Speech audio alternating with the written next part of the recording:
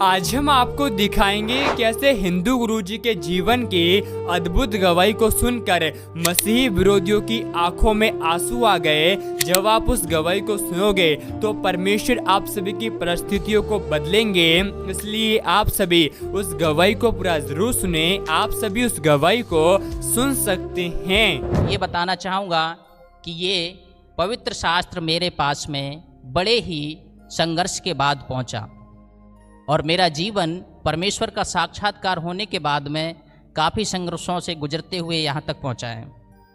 मैं वृंदावन में एक बार यात्रा करने के लिए निकला परमेश्वर से परिचित होने के बाद में। तो ऐसे एक पवित्र शास्त्र एक व्यक्ति कबाड़ी ऐसे लेके जा रहा था। मैंने उससे कहा, क्या आप ये मुझे देना पसंद करेंगे? हे महानुभाव, क्या आप मुझे ये देना पसंद करेंगे? वो अति क्रोधी व्यक्ति था, पता नहीं क्या हो गया। उससे पहले मैं किसी से कुछ मांगता था तो वो देता था मुझे, वो हर्ष के साथ देता था। उसने कहा नहीं देना पसंद करूँगा, नहीं दूंगा मैं आपको।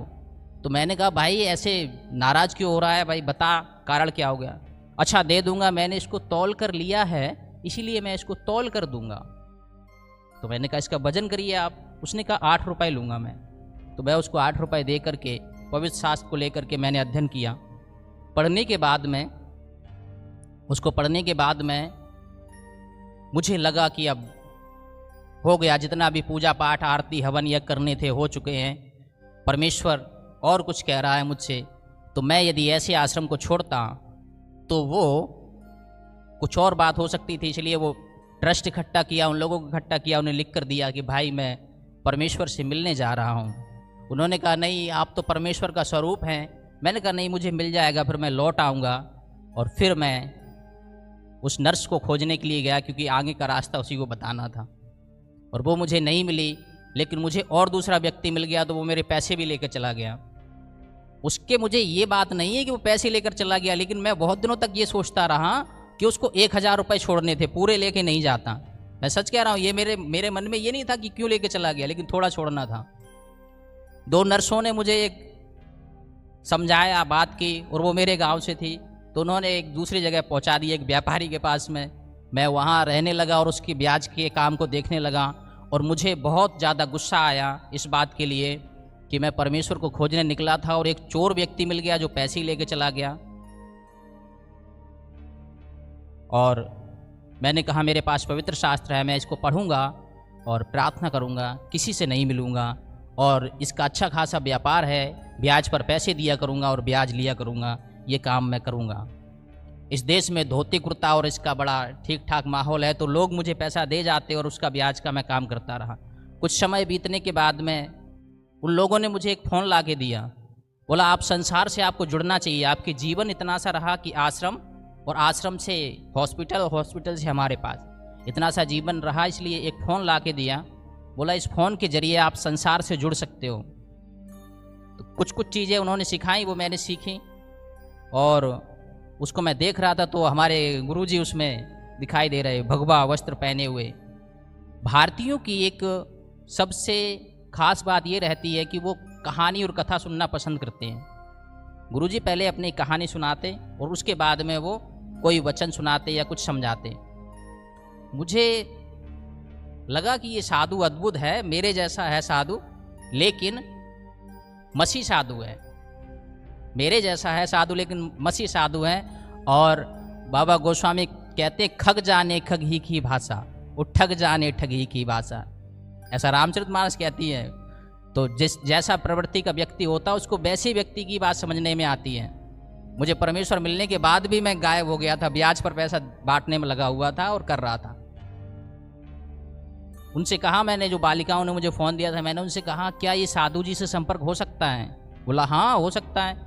उन्होंने 2 दिन में वो नंबर निकाला, पता नहीं कैसे, और मैंने उनको फ़ोन करा। फ़ोन करने के बाद में जब मैंने उन्हें फ़ोन करा तो उन्होंने 2.5 वर्ष लगा दिए इस बात में कि आओ और दीक्षा लो।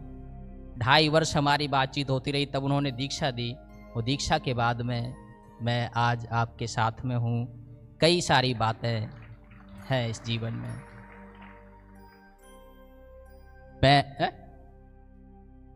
मैं आपको इस विषय में प्रियो ये मेरे जीवन की साक्षी थी और ये मेरी आप बीती थी, जो बीती वो मैंने आपको बता दी। वो मैंने आपको बताया कि ऐसे जीवन था हमारा और ऐसा जीवन है हमारा, ऐसा था और ऐसा है। अभी मैं भक्तगणों आपसे ये कहना चाहूँगा कि हमारे भारतीय जिस संदर्भ में अभी तक अपनी प्रार्थनाएं, अपनी अरदास करते रहे हैं, वो सद्गुरु 2024 वर्ष पहले आए और जिस कल्कि का हम इंतज़ार कर रहे थे वो 2024 वर्ष पहले आए और आकर के चले गए और आज भी है विद्वान, क्योंकि होते नहीं तो मुझे नहीं मिलते, होते नहीं तो गुरुजी को नहीं मिलते, पराग जी को नहीं मिलते। और हमारी जो खोज है भारतीय ऋषियों की, महर्षियों की जो खोज है वो जाकर के सद्गुरु यीशु में पूरी होती है। हम एक बात कहते हैं, हम एक बात के लिए हाथ जोड़ करके इंतजार कर रहे हैं, प्रार्थनाएं कर रहे हैं कि कल्कि आएंगे और कल्कि उद्धार करता होंगे, कल्कि ऐसे अवतार होंगे जो उद्धार करता होंगे। तो उनके लिए एक श्लोक मैं इसमें से पढ़ूंगा भविष्य पुराण का, बाकी अनुवाद मैं करूंगा और कुछ एक श्लोक और मैं पढ़ूंगा।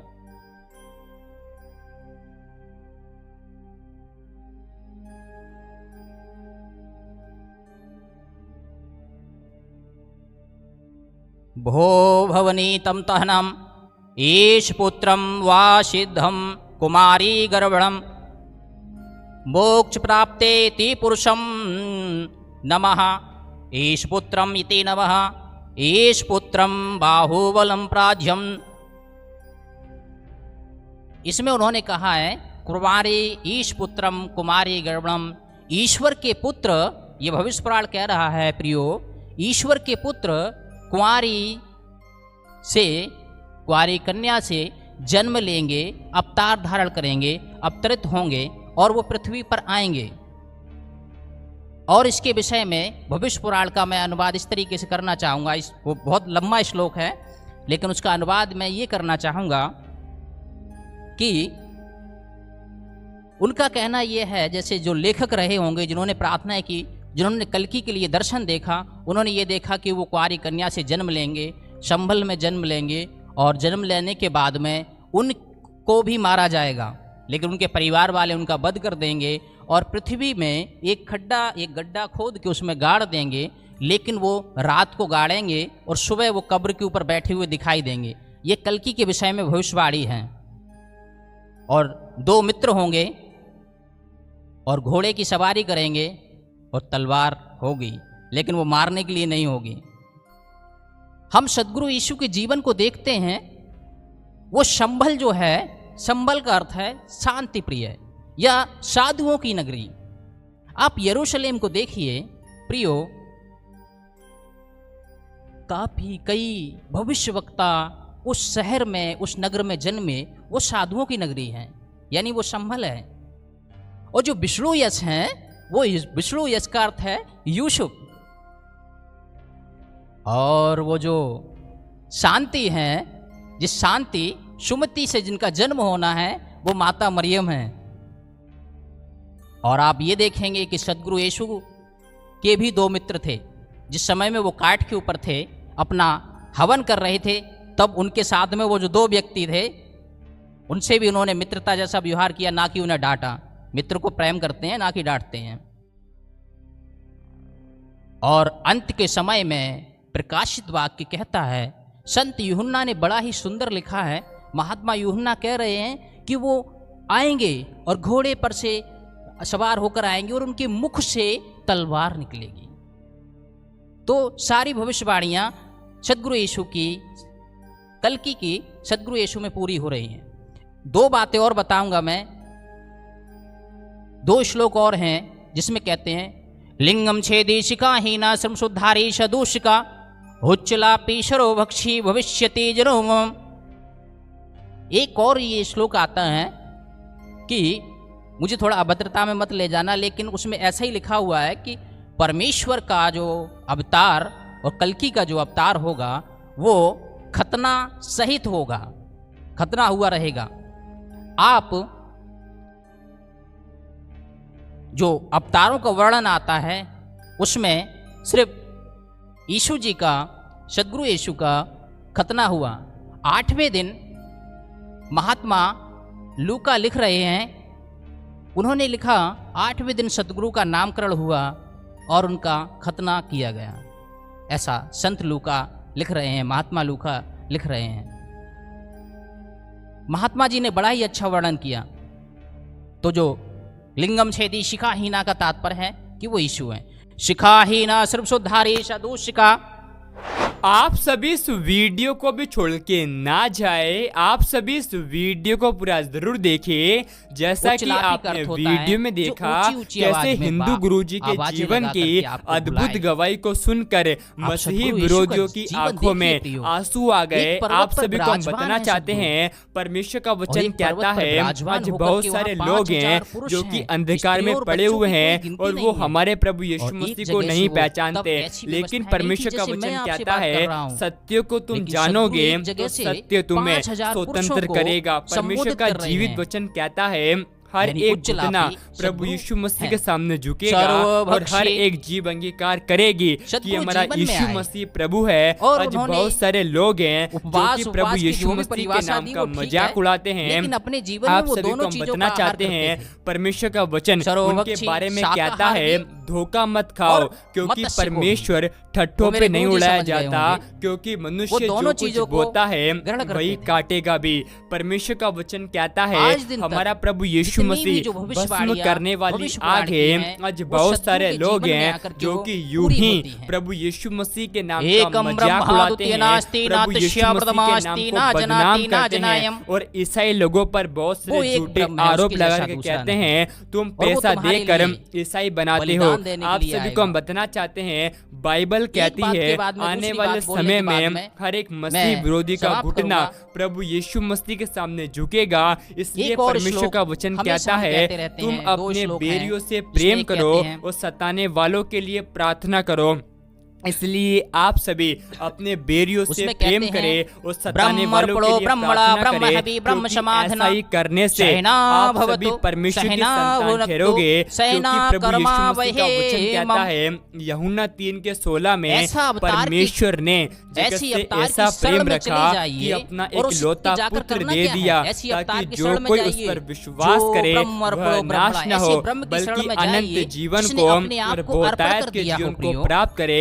प्रभु यीशु मसीह का वचन कहता है धन्य हो तुम जब मनुष्य मेरे कारण तुम्हें निंदा करे, तुम्हें सताए, तब आनंदित और मगन होना क्योंकि स्वर्ग में तुम्हारे लिए बड़ा प्रतिफल है। आप सभी को हम बताना चाहते हैं एक व्यक्ति जब प्रभु यीशु मसीह के सताव को सहता है तो परमेश्वर उसको धर्म का मुकुट देता है, क्योंकि परमेश्वर का वचन कहता है धन्य है वे जो परमेश्वर के कारण सताए जाते हैं क्योंकि स्वर्ग का राज्य उन्हीं का है। परमेश्वर का जीवित वचन कहता है परमेश्वर ने जगत के नीचों को तुच्छों को जो है भी नहीं है उनको चुन लिया है ताकि जो हैं और अपने आप में घमंड करते हैं उन्हें लज्जित कर सके। आप सभी को हम बताना चाहते हैं प्रभु यीशु मसीह का वचन कहता है आज बहुत सारे लोग हैं जो कि प्रभु यीशु मसीह की निंदा करके अपने आप को चीज मार कर समझते हैं, लेकिन परमेश्वर का वचन कहता है अंत के समय में हमारा प्रभु यीशु मसीह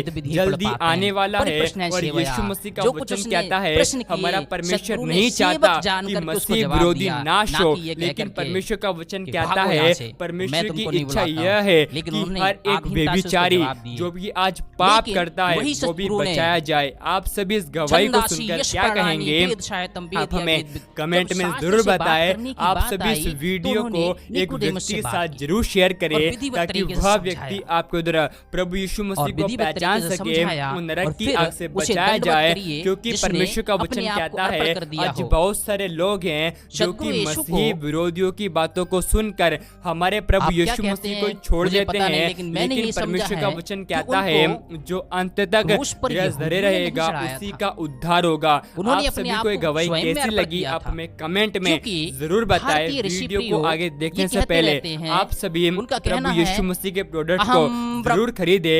प्रोडक्ट की लिंक डिस्क्रिप्शन में है। परमेश्वर आप सभी को बहुत आशीष दे।